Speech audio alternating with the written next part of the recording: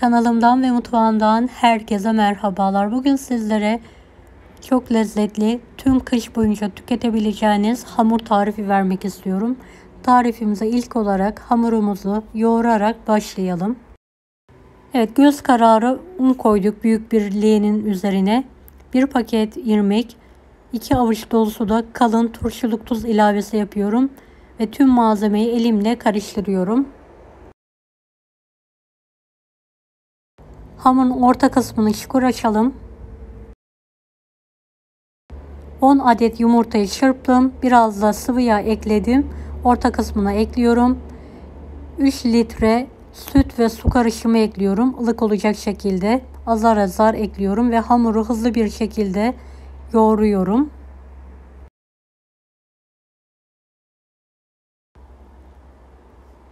Evet, kalan süt ve suyu ilave ediyor annem. Bir yandan da yoğurmaya devam ediyorum. Sert bir hamur yoğuralım. Evet, yarım litre kadar da su ilavesi tekrardan yapıyoruz.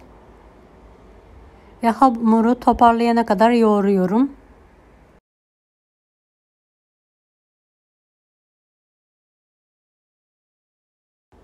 Evet, toparladığım hamuru biraz daha yoğuruyorum. Daha sonra dinlenmeye bırakıyorum. Dinlenen hamur daha kolaylıkla açılacağı için mutlaka dinlendirelim hamurumuzu. Makarna mantı hamuru ne kadar sert olursa o kadar lezzetli mantılar ve makarnalar elde etmiş oluruz.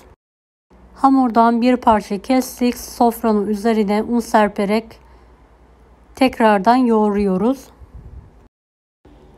Evet, uzun şeritler halinde keserek silindir haline getirelim.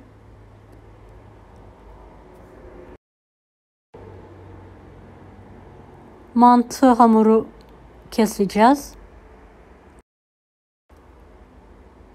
Evet, portakal büyüklüğünden biraz büyük olacak şekilde bezeler kesiyoruz ve yuvarlıyoruz. Bu büyüklük yeterli olacaktır. Evet, hamuru kesmeye devam ediyoruz. Videomu bu kısma kadar izlediyseniz yorum kısmına herhangi bir emoji bırakırsanız bana destek olmak için sevinirim.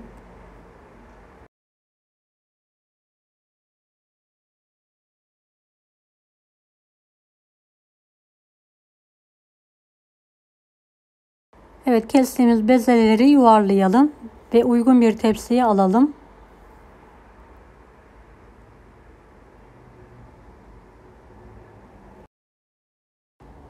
Evet, ilk tepsimiz hazır mantı için. Diğer bezeleri de makarna için annem bezeler halinde kesmeye devam ediyor. Evet, mantı hamurunu açıyorum. Biraz un serperek merdane veya oklava yardımıyla açabilirsiniz. Yufka hamuru gibi kolaylıkla açılmıyor. Biraz daha zor, sert olduğu için. Yufka hamurundan biraz kalın olacak şekilde bezemi açmaya devam ediyorum.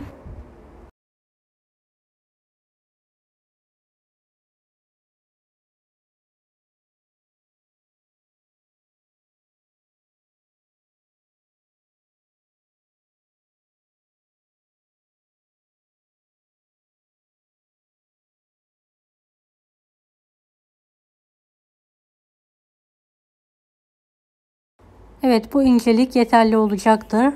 Sacın üzerine yayıyorum.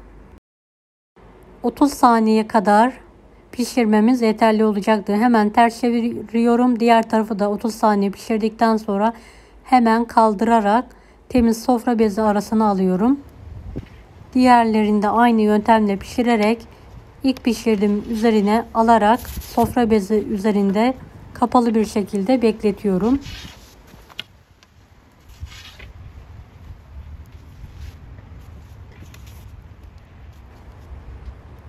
Evet, mantı makarnayı biz saçta biraz pişiriyoruz. Kurutması daha kolay oluyor. Hem de lezzeti saç lezzeti olduğu için daha güzel oluyor. Evet, makarna hamurlarını da mantı hamurlarından bayağı büyük olacak şekilde ayarladık. Şimdi makarna hamurumu açıyorum. Makarna hamuru mantı hamurundan daha kalın olacak. Evet, kalın olacak şekilde açmaya devam ediyorum.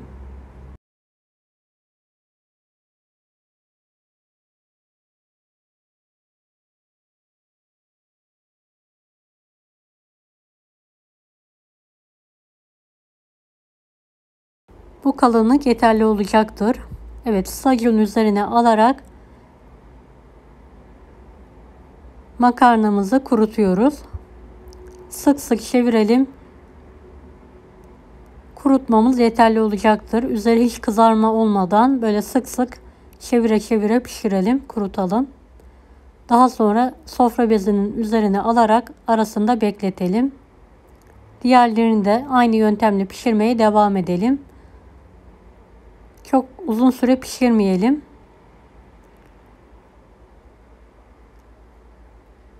Kurutmamız yeterli olacaktır.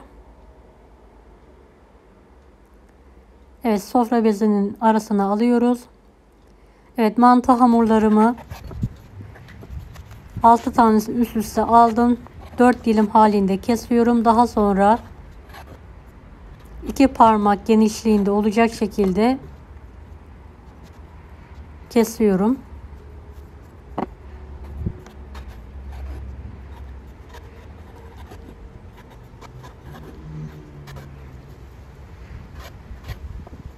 Evet, diğerini de aynı yöntemle, aynı ebatta kesmeye çalışıyorum. Üçgen olacak şekilde dilimler halinde mantıları kesiyorum.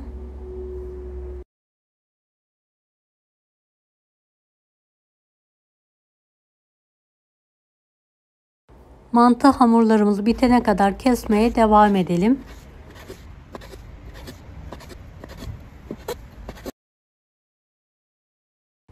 Evet, ara sıra da karıştıralım. Evet, 5-6 tane makarna hamurunu üst üste aldım. 4 dilim halinde, parçalar halinde kesiyorum. Daha sonra dilediğiniz uzunlukta kesebilirsiniz.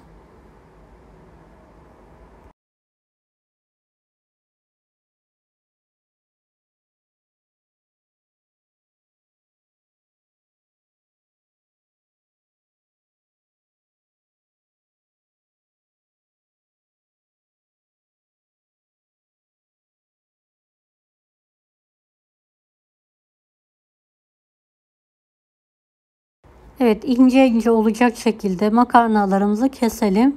Kestikten sonra da en son mutlaka birbirine yapışmaması için karıştıralım.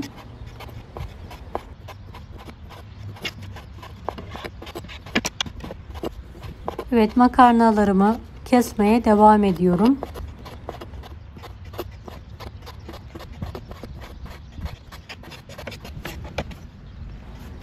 Evet, biz el birliğiyle makarnalarımızı kesiyoruz.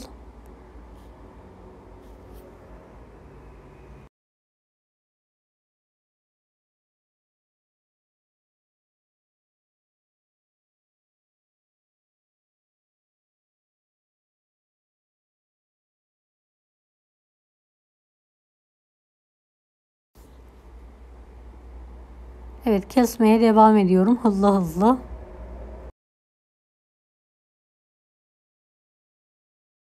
Ara sıra mutlaka karıştıralım, birbirine yapışmasın.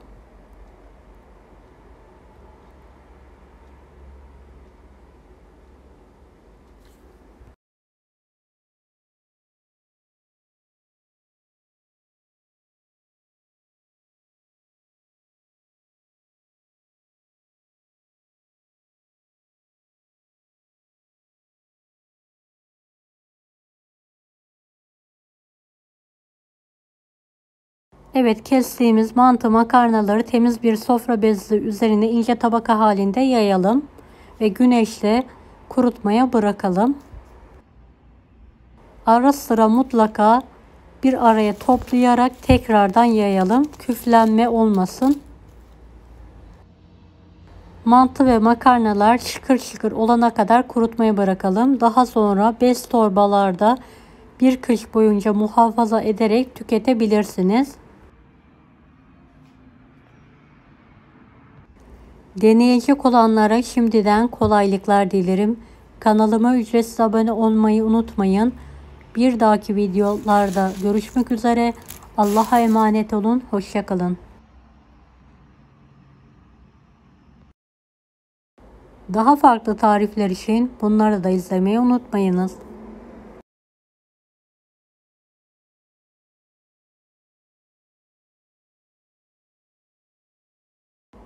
Kolay gelsin herkese.